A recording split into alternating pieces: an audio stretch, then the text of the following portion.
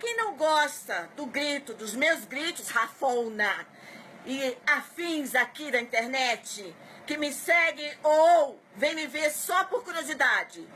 Eu